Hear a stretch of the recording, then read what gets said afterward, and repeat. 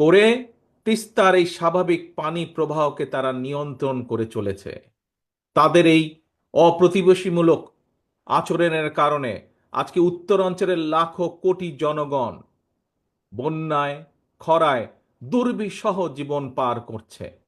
পানির অভাবে তিস্তার বুকে আজকে ধু ধু বালুচর।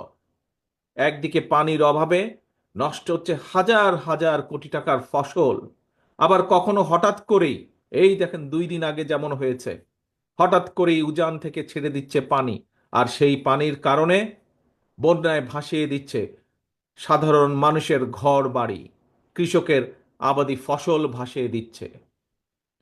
প্রত্যেক বছর এই বন্যার কারণে বলা যায় প্রায় সময় বন্যার কারণে এমনকি কোনো কোনো সময় বছরে 3বারও বন্যা হয়েছে এই অঞ্চলে। আর এই বন্যার জন্য প্রতি বছর তো ভাঙন তো আছেই, নদীর ভাঙন। শস্যেরও যে আর্থিক ক্ষতি হচ্ছে, প্রায় লক্ষ কোটি টাকার আর্থিক ফসলের ক্ষতি হয়।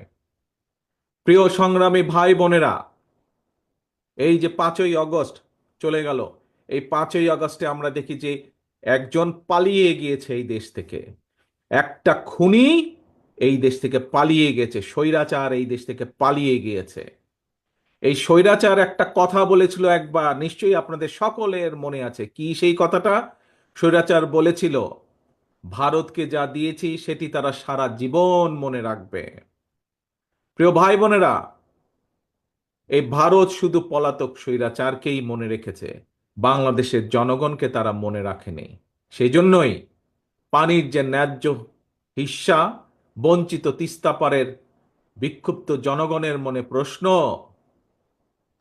পলাতক স্বৈরাচারকে ভারত যা দিয়েছে, বা পলাতক স্বৈরাচার ভারতকে যা দিয়েছে, সেই পলাতক স্বৈরাচারকে আশ্রয় দেওয়া ছাড়া ভারত কি বাংলাদেশকে আর কিছু দিয়েছে? কিচ্ছু দেয় নাই। সারা বিশ্ব জুড়ে, প্রিয় ভাই বোনেরা, সারা বিশ্ব জুড়েই কিন্তু সব প্রতিবেশী রাষ্ট্রের মধ্যেই সমস্যা সমাধান কিংবা পারস্পরিক স্বার্থ জড়িত থাকে।